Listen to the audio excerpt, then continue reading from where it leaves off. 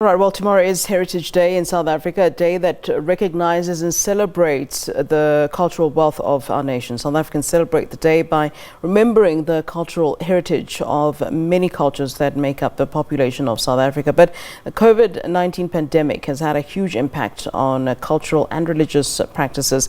Let's discuss this now. We're joined via Zoom by Contralesa's General Secretary, Zolani Mkiva. A very good afternoon to you, sir. Always a pleasure to see you. Thanks for being with us. Yes, good afternoon to you and good afternoon to the viewers of the SABC, and thank you for having me. You're most welcome. With the relaxed COVID-19 regulations, what can we expect this weekend where, of course, many cultural events and practices are expected to take place within, obviously, respecting the regulations for COVID-19? Yes, because this is the first time in a long period after the alert levels 3, 4 have occurred. And now that we are in alert level 2, many people had planned a number of activities which relate to cultural practices, including celebrations like wedding ceremonies and so on and so forth, which are traditional weddings and so on. So there will be, but it's still, these events are still subdued, given the fact that we still have the regulations that relate to the numbers of people that must attend. However, I think there's been a good opening, given the fact that we are on alert level 2. So it will be a different time from 2020, as it were, because last year we couldn't do much because we're quite confined by the level that we're at. Yeah. So at this point, since the president made the announcement about 2 weeks ago, people have prepared themselves and planned for certain things to happen now. And unlike in the past, the way people plan activities now, it takes a very short period of time and they give short notice invitation. And that actually helps to also manage the issue of the numbers. Yeah. I mean, let's talk about that then, what the impact of COVID-19 that has had on cultural and religious practices. I mean, these are very important, and some of them can't even, be delayed or postponed. And on the back of that, Mr. Mkiva, religious leaders and cultural leaders had asked previously to be involved, in the fight against COVID-19. And that's sort of quietened down after some time. And I'm just wondering what happened to that. Look, my sister, what has happened is that the impact has been quite very drastic. And many families have had to reschedule many things. And as a result, there's a huge backlog in many communities, particularly communities that practice some of these rituals and customs and traditions. That backlog will create a problem at a time when this virus is completely defeated.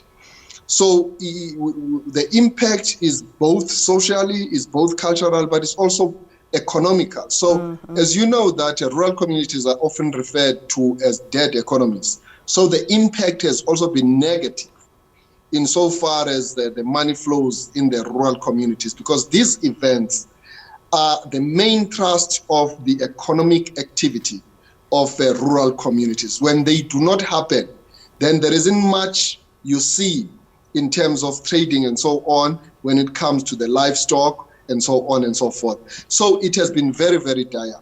The second part of your question of the consultations which are done by the National Command Council, we from time to time, the presidency, together with the cabinet, does reach out to us to offer our views. For instance, on the issue of initiation, you will realize that it didn't happen. It was totally cancelled for year 2020. And we were hoping that 2021 would be a year wherein we'll be able to deal with the issue of the big number of boys who could not go into the initiation schools. And we're hoping that we're going to do it this year. But unbeknown to us, the winter season had to be also suspended, and only the Eastern Cape province had an opportunity to take some children through. So this December, Many people are crossing fingers that it is going to happen and they are planning around it. But at the same time, there's also a threat of the fourth wave, so which makes it very difficult.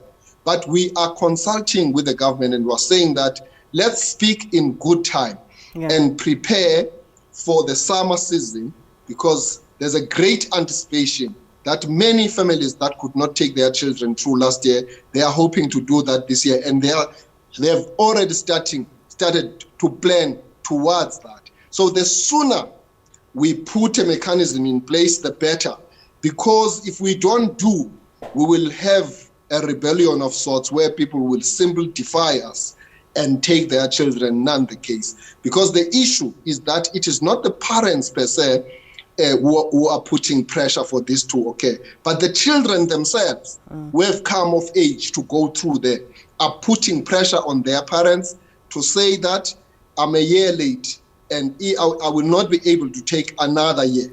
So there is a propelling evidence for us to ensure that we engage together with government to make necessary preparation that all the provinces would do take their children during the summer season, are given the regulations in good time, and we do everything that is necessary on the ground to enable the environment for them to go through there, of course, taking all the necessary precautions. All right, Mr. Zolani Mkiva, always a pleasure speaking to you. Thank you, sir, for giving us your time, and happy Heritage Month to you.